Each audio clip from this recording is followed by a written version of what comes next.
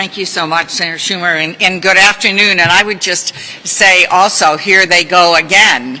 The reality is that Republicans never met a problem that couldn't be solved with another tax cut for the wealthy. If there's a problem, hey, I know, let's give another tax cut to the wealthy. If the economy's up, they deserve a tax cut. If the economy's down, they deserve a tax cut. We have seen this movie over and over and over again, and you know what? It's never worked. What does work is investing in America. They aim to the wealthy at the top. We aim right at the middle class. That's what we have been doing. And it shows. We are rebuilding America. We are bringing jobs home. I can tell you from a manufacturing state, we are elated at the manufacturing renaissance going on right now in our country. And we are looking at over 13 million jobs being added to the U.S. economy in less than 2.5 years. That's what happens when you invest in America and you bring jobs home and you invest in our people.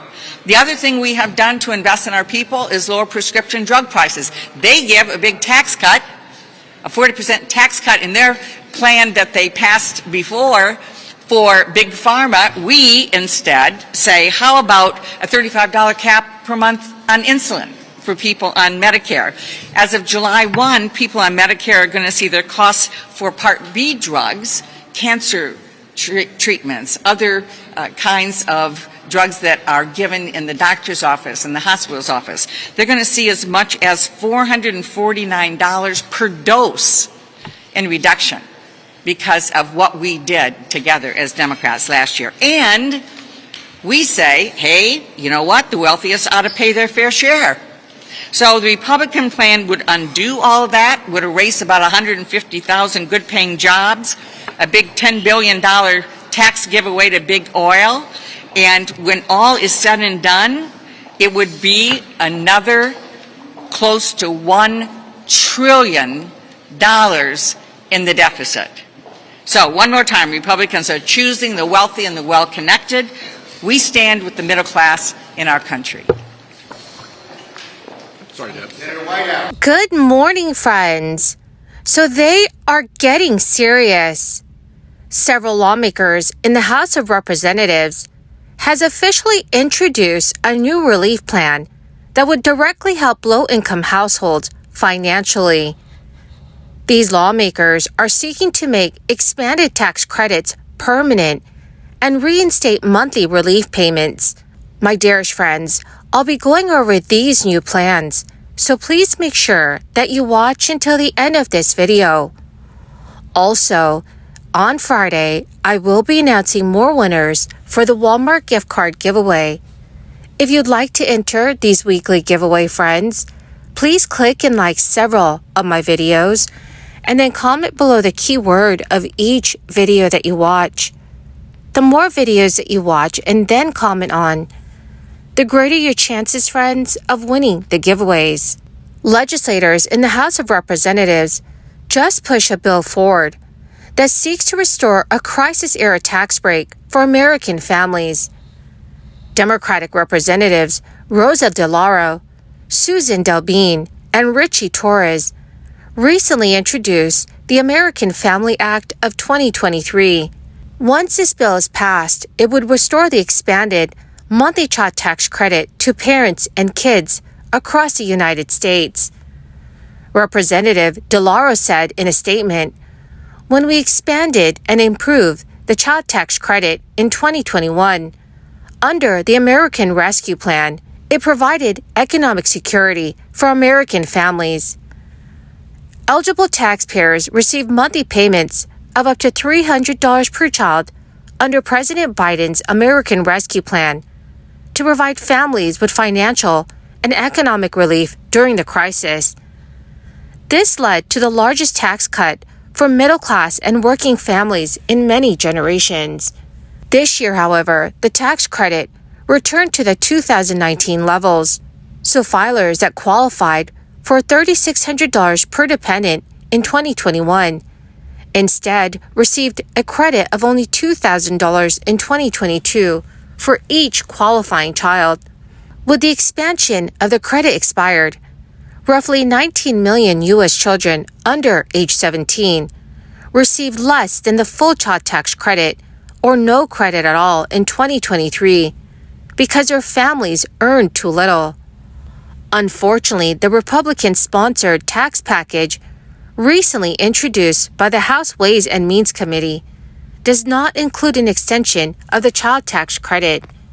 Inflation has moderated since hitting a record high last June, but Americans continue to deal with very high prices.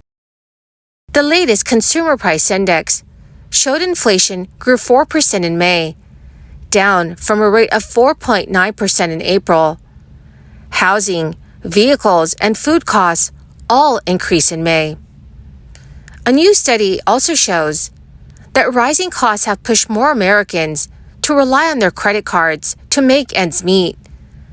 The study said that 33% of cardholders shifted to using them more in the last 6 months, and 43% of those that increased their use of credit cards were experiencing extremely adverse effects of inflation. GOP Senator Mitt Romney has quietly pushed for a Republican-friendly version of the expanded child tax credit that he hopes could gain bipartisan support. But Mitt Romney's form of extra monthly payments would add stringent work requirements, slash programs that aid vulnerable Americans, and make significant changes to the tax code. Romney has largely worked with fellow Republicans on his plan. Senator Michael Bennet, who has been involved with the Democratic efforts to secure an extension of the expanded child tax credit, has said he's open to advancing the policy as a standalone bill, including working with Republicans to pass it. Congress has already approved new work requirements in order to receive SNAP benefits. This has led to much criticism. New work requirements for the SNAP program have advocates worried that the hunger epidemic across the country will only worsen. Previously, SNAP requirements stated that in order to receive aid, able-bodied adults from 18 to 49 years old without dependents had to show they were enrolled in a job training program or worked for at least 80 hours a month. The legislation signed into law by President Biden earlier this month stretches that age to 54 years old, although veterans, the homeless, and young adults who were previously in foster care will be exempted. The change is expected to be implemented gradually. In October 2023, adults aged 50 to 52 years old will have to abide by the new rules. By the fall of 2024, adults up to 54 years old will have to adhere to new proof of work standards. Republicans who were involved in finalizing the debt ceiling legislation noted the new work requirements are a win for welfare reform by putting people back to work. But advocates such as Gina Plato-Nino, Deputy Director for SNAP at the Food Research and Action Center, reject those assertions. She says there's simply no evidence to indicate a proof of work requirement is an effective policy measure in growing the workforce. So friends, should there be work requirements for people age 18 to 54 years old in order to receive SNAP benefits? Please let me know what your thoughts are in the comments section below. Well, my beautiful and my most amazing friends, that is the end of my daily stimulus update video for this Sunday. My dearest friends, thank you very, very much for joining me here and for being part of this community. To say thank you and to show my appreciation, I will be announcing several winners this coming Friday for the Walmart gift card giveaway.